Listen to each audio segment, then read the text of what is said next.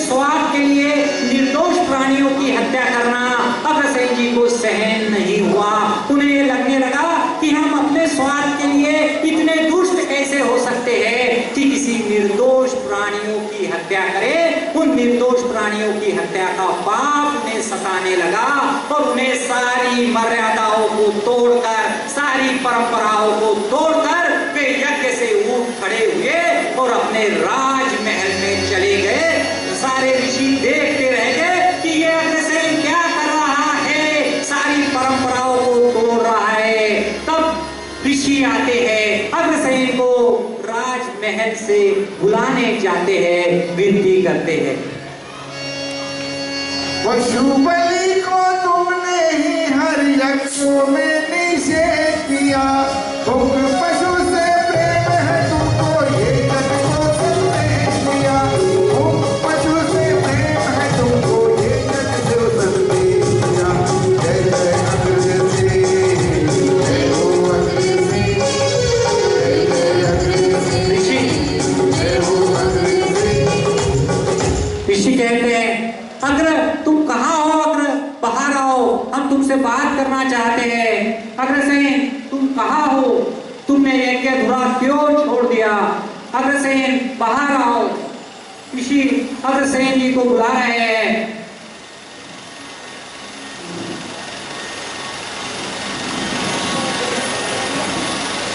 अग्रसेन जी अपने राजमहल से बाहर आते हैं। दोनों के बीच वार्ताएं चलती है। यज्ञ पुरोहित कहते हैं कि यज्ञ में पशु की बलि देना यह तो धर्म है और इस धर्म का तुम्हें पालन करना ही होगा, अन्यथा तुम्हारा क्षत्रिय धर्म नष्ट हो जाएगा। यदि तुम यज्ञ अधूरा छोड़ दोगे तो इससे तुम्हारी प्रजा और राज्य आपदाओं से घिर जाएंगे। तुम्हें पशु की बलि देकर यज्ञ को पूर्ण करना ही होगा। तुम्हें यज्ञ को पूर्ण करना ही होगा। जय जय अग्रसेन, जय हो अग्रसेन, जय जय अग्रसेन, जय हो अग्रसेन, जय जय अग्रसेन, जय हो अग्रसेन। आओ सुनाए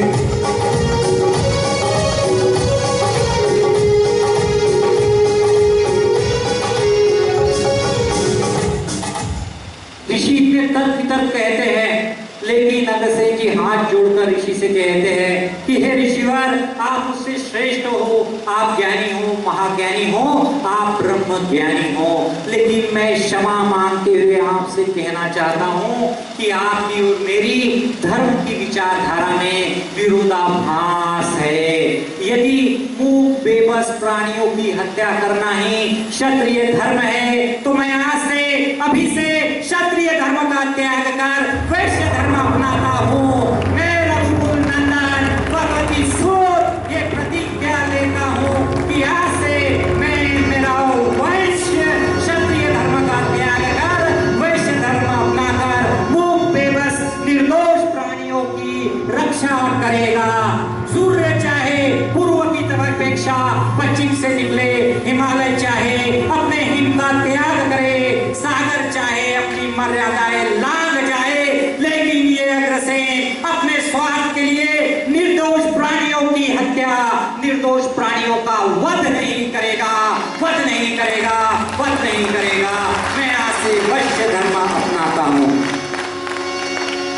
अग्रसेन जी के विचार सुनकर गार्गी जी कहने लगे, हे अग्र तुम कौन हो? मैं आज तक तुम्हें पहचान नहीं पाया हूँ। अरे तुम तो इस धरती पर साक्षात परमेश्वर का रूप हो, भगवान का स्वरूप हो, ईश्वर के अवतार हो।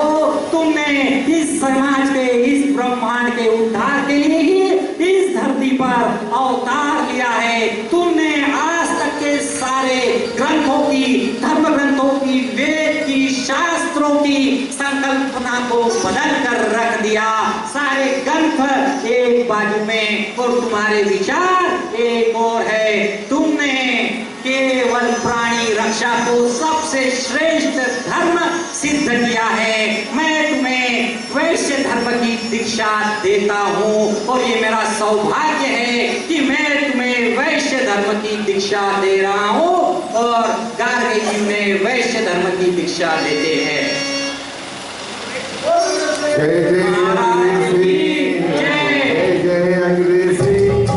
क्षत्रिय कुल में जन्म लिए पर वैश्य धर्म अपनाया है। क्षत्रिय कुल में जन्म लिए पर वैश्य धर्म अपनाया है। एक ही चार एक रुपया सबके काम में आया है। एक ही चार एक रुपया सबके काम में आया है। 18 पुत्र के 18 कुल में जीते जाति।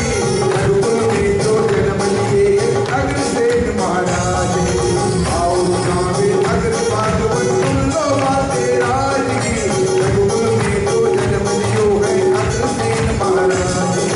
जय जय अग्रसेन, जय हो अग्रसेन, जय जय अग्रसेन, जय हो अग्रसेन।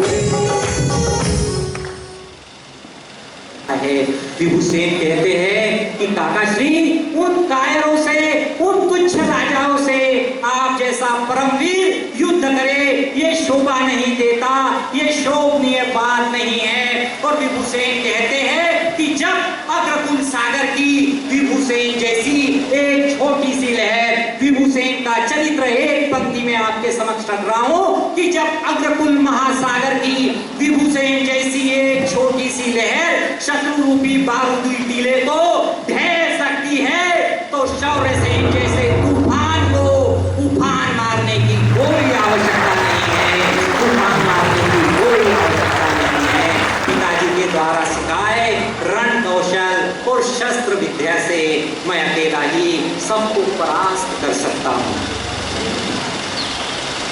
अपने पुत्र की यह बात सुनकर अग्रसेन जी को उनके बाल काल का समय याद आता है कि जब एक दूत उनके पिता को महाभारत युद्ध का निमंत्रण दे रहा था और तब वे जिस प्रकार से युद्ध में जाने के लिए आतुर थे, उसी तरह से अपने पुत्र को युद्ध में जाने से आतुर देखकर वो बहुत हर्षित होते हैं और अपने पिता वल्लभ सेन के भांति ही अपने पुत्र विभूषण को युद्ध में जाने की अनुमति प्रदान कर देते हैं।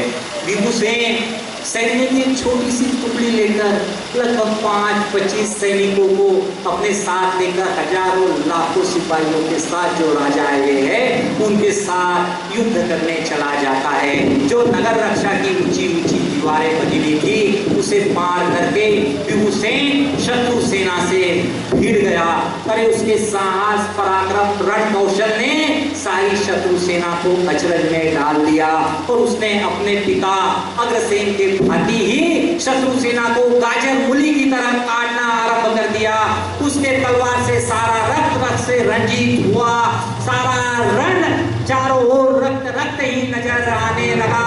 शत्रु राजाओं के मन वैसे भयाकांत होने लगे। उनके मुखमंडल पर मृत्यु का भाव स्पष्ट दिखाई देने लगा। उनके कदम पीछे हटते जा रहे थे, उनके हाथों से अस्त्र शस्त्र छूटते जा रहे थे। तब विभूषण गरज कर बरसे, वैश्य धर्म अहिंसा मानता है लेकिन कायर या कमजोर नहीं है, कायर या कमजोर नहीं है। और उसने अपने धनुष से, अपने पिता से जो धनुष विद्या सीखी थी, एक ही बाण ऐसा चलाया, एक ही बाण से सारे दुष्ट राजाओं को बांध दिया और महाराजा अग्रसेन की राजसभा में बांधकर उपस्थित कर दिया। अग्रसेन जी अपने राज सिंहासन पर बैठे थे और सारे राजा नतमस्तक होकर अपना शीश झुकाए अग्रवंश के सामने माथा टेक कर खड़े हुए थे। ये मेरे अग्रवंश का प्रताप है, ये आपके सम्मान की बात है। बोलो विभूषण की। तब विभूषण कहते हैं पिताश्री, ये सारे दुष्ट राजा अग्रोहा के आपके अपराधी है। आप इन्हें जो भी दंड देंगे, जो भी सजा देंगे, मृत्यु दंड देंगे, काला पानी की सजा देंगे, ये इनके लिए कम ही है। लेकिन मेरा अग्र, मेरे बाबा तो परम दयालु है, जो शत्रु को शत्रु नहीं मानता। मत से अहंकार तो मेरे अग्र बाबा में नहीं है। उसने ये नहीं देखा कि यदि आज ये जीत जाते तो अग्रोहा की हालत क्या होती। ये दया का सागर उसने सभी राजा उनकी सारी जीती हुई सेना लौटा दी, उनके अस्त्र शस्त्र लौटा दिए, उनके हाथी घोड़े लौटा दिए, लेकिन उनसे कहा मुझे अगर तुम थोड़ा सा भी मानते हो तो अपने जीवन में एक प्रतिज्ञा लो, जीवन में हमेशा दुर्बल असहाय जरूरतमंदों की मदद करना, निर्दोष प्राणियों की रक्षा करना।